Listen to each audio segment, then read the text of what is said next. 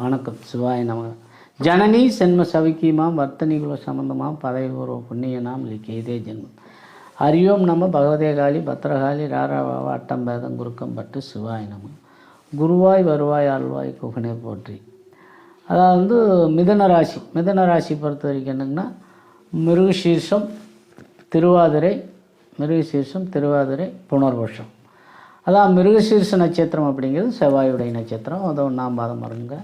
திருவாதிரைங்கிறது ராகுவுடைய நட்சத்திரம், அது முழுக்க 4 பாதம் இருக்குது.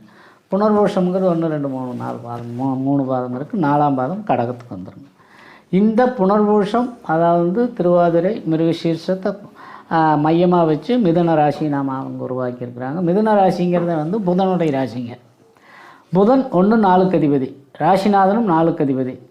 அதே மாதிரி சுக்கிரன் வந்து 12 5க்கு அதிபதி. அப்போ வந்து என்னங்கன்னா ஒரு ஜாதகத்தில் மிதுன ராசி செவ்வாயுடைய நட்சத்திரத்தில் பிறந்தால் செவ்வாய் திசையும், திருவாதிரை நட்சத்திரத்தில் பிறந்தால் ராகு திசையும், புனர்வசத்தில் வந்தால் குரு திசையும் வரும். அவங்க பிறந்தபோது இந்த திசாபத்திகள் லக்னம் என்ன அப்படிங்கிறத பார்த்து அவங்க பிறந்தபோது என்னென்ன லக்னம் இருக்கோ அதுக்கு தகுந்த மாதிரி பலாபலன்கள்.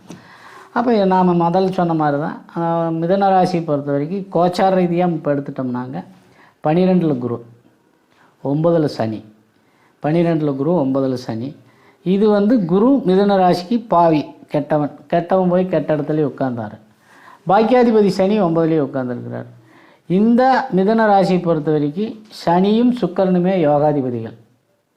அப்போது சுக்கிரன் சனி பலமாக உட்காந்துருந்தால் இந்த மிதுன ராசிக்காரர் என்றைக்குமே வெற்றியாளராக வரும். மிதுன ராசினா ஐயாவே புதன் கல்வியாளர், கல்வி கேளிகை ஆராய்ச்சி செயலாக்கம் இதுகளையெல்லாம் உருவாக்கக்கூடியது. புதன் வந்து 4 பேர்த்துக்கு போதகர், அதாவது புலவர், அதாவது என்ன சொல்கிறதுனா கவிஞர், புலவர், பாடலாசிரியர், இந்த மாதிரி நிறையா கலைகள் புதனுக்கு சம்மந்தப்படும். புதன் அலிகிரகம்னால எந்த கிரகத்தோடு சேருதோ அதனுடைய தன்மை வரும். புதன் அலிகிரகம்னால சூரியனோடு சேர்ந்தால் கவர்மெண்ட் ஜாப்பு, கவர்மெண்ட் துறையில் ஏதாவது வாய்ப்புகள் அவங்களுக்கு வந்து நல்ல ஒரு அமைப்புகள் எல்லாம் கொடுக்கும். இந்த மாதிரி சிறப்பம்சத்தையெல்லாம் கொடுக்கக்கூடியது புதன். அப்போ புதன் அலிகிரகமாக இருக்கிறனால என்னென்னா புதன் ஆட்சி உச்சமாக உட்காந்து புதன் ஏதோ ஒரு கிரகத்தோடு சம்மந்தப்பட்டிருந்தால் அந்த ஜாதகர் மிகப்பெரிய திறமசாலியாகவும் மிகப்பெரிய அறிவாளியாகவும் மிகப்பெரிய ஆசிரியர், கல்வி போதகர், ஏதோ ஒரு பெரிய லெவலில் ஒரு அச்சீவ்மெண்ட் அடையக்கூடிய ஜாதகராக வருவார். அதே எதிர்மறையாக அதாவது 6 8 12 வலுத்திருந்தாலோ அல்லது வந்து அவங்க வந்து ஆட்சி உச்சமாக உட்காந்தாலும் இதுக்கு நேர் எதிர்மறையாக எதிர்நீச்சலும் போட்டு தான் ஜெயிச்சாகணுங்கிறது விதி.